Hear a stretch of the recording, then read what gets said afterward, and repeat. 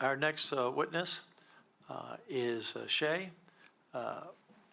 Shea, we got a chance to hear just a little bit from you a little earlier. Was that pretty cool, meeting the president? And standing with him on stage? Yes. Yeah. Shea, let us hear your story. You start. Okay. I'm his mom. Mr. Chairman, members of the commission, thank you for the opportunity to share our story. My name is Jennifer Encinas. My husband Carlos and I strive to live out our Christian faith daily, not just in worship, but in raising our 3 beautiful children. We teach our children that God made them with intention and purpose, and that He created humans as male and female, a truth unaltered by feelings or social trends. Carlos and I have always supported our school community. We volunteered regularly, and our oldest son, Shea, thrived academically, socially, and in leadership roles until the 2023-24 school year at La Costa Heights Elementary School in the Encinitas Union School District. On May 1st, 2024, Shea came home visibly disturbed. His normal 5th grade buddy time with kindergartners was replaced by a reading, video, and chalk activity of My Shadow is Pink, a book on gender identity.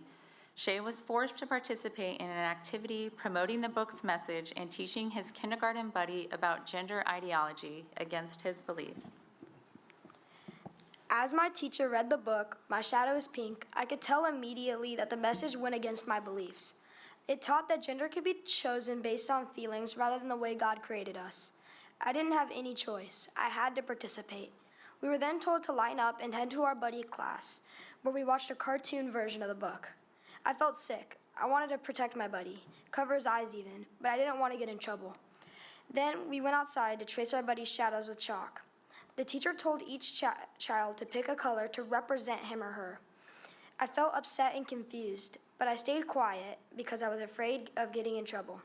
I didn't know this was coming. I wish I could have opted out. After school, my dad picked me up and I told him everything. He was shocked and promised to talk to the school.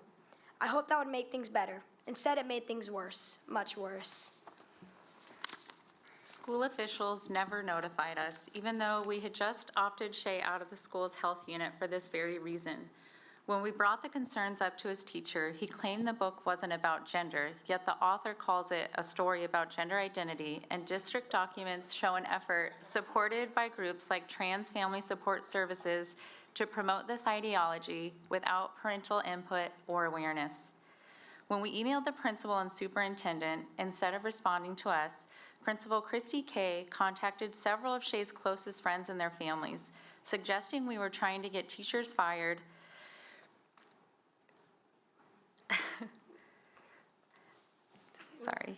and that we were hateful and we wanted to remove books about kindness and inclusivity, but all we wanted was to opt out. We were told by several community members that Principal Kay coordinated with the PTA board, room parents, and others to plan a Pink Out the Hate Day, specifically to shame our children for objecting to being used to promote this political agenda. I received a group text message from the room mom of our younger son's class that went out to most parents in 3rd grade saying, "I just talked to the principal and asked how we can help. She said, express your support for our school and teachers. Be a louder voice. Wear pink. Send messages to Mrs. West and Mr. Murphy, or if you see them, tell them we support them and the message of equity and inclusion." My husband Carlos received text messages from someone who turned out to be the husband of the teacher who introduced My Shadow is Pink. He told Carlos to move to a remote island and threatened him. When Carlos reported this to Superintendent Gray, she offered no help. The PTA president and others posted on Instagram urging participation in the Pink Out the Hate event. This was especially hurtful as the Instagram posts spread quickly throughout the community. These were the absolute hardest days of my life as a mother. All the while, I was at home taking care of our newborn daughter. I felt like I couldn't breathe, I couldn't sleep. All I could do was pray. How could this school and these people treat our family like this? Our kids have grown up together. And instead of defending them, they were acting with such hate towards them. But beyond our circle of friends, why was the school spreading lies and promoting the bullying of my 9 and 11-year-old sons over their religious beliefs? For example, the daughter of school board member Tom Morton messaged me saying our family was a disgrace to the community, told us to pull our kids out, and warned that teachers would know we were hateful hypocrites. On the Pink Out the Hate Day, I felt like the entire school, including teachers, administrators, and classmates I counted as friends, were standing against me and ridiculing my beliefs. My little brother, who was also being bullied by that time because of our beliefs, refused to go to school. I cried that morning but decided to try and be brave and see who would stand with me. But over half the school wore pink. I felt completely alone. The rest of the school year didn't improve. Some of my friends' parents even told them not to spend time with me. But I kept trusting God. I knew He was with me and would carry me through. Sadly, my family felt we had no choice but to withdraw from the school district I had loved.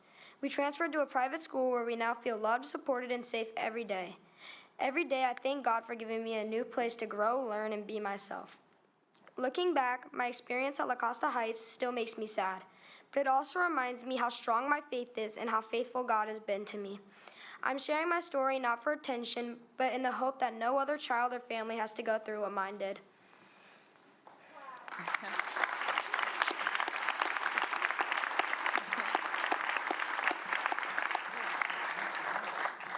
With the help of First Liberty Institute, we filed a lawsuit to help make sure parents in the future have the right to know and opt out of situations like this. Still, even after leaving and successfully asserting our rights, the harassment continues. Our hope is that sharing our story today will preserve the rights of parents to direct their children's moral and religious upbringings, especially on sensitive topics like sex and gender. Thank you for your time.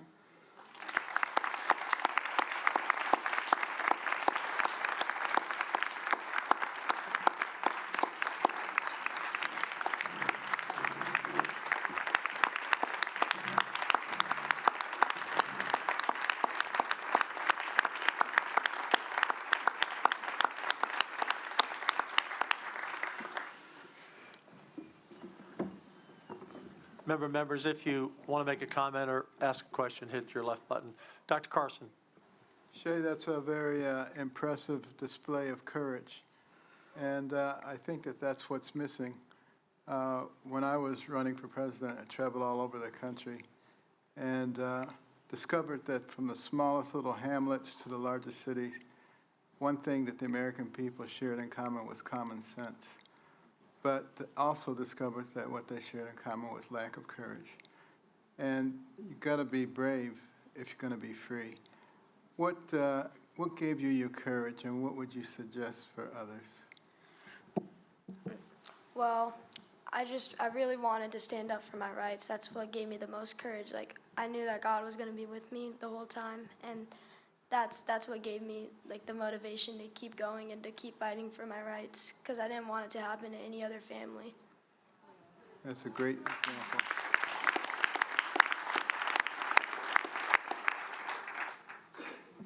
Carrie?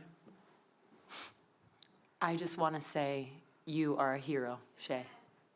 You really are. Thank you. I am so proud I would like Carlos to stand, the father, and we can all give him a round of applause for raising an incredible son. Thank you, Carlos. And thank you, Jenny. You two have raised an incredible son who is a hero to so many. And I want to say that this is in my district in California. This is a radical school district. And so thank you, First Liberty, for taking on this case. One of the other attorneys is here today, Rob Reynolds. Thank you, Rob, for being a part of this case. And I hope you take it all the way and you receive the justice you deserve. Thank you, Shea.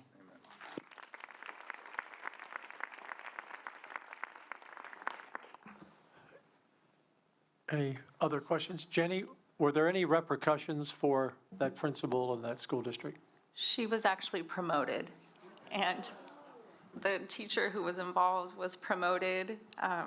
Everybody has just been praised. There was a school board meeting after this event occurred where my husband tried to speak out, and the teachers union came in full force with matching shirts and doubled down on their message of equity and inclusion.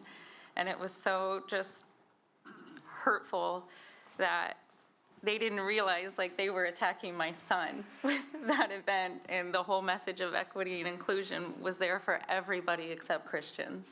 So no, there's been no repercussions. Not only was it a denial of your religious liberty, it was just mean and hurtful.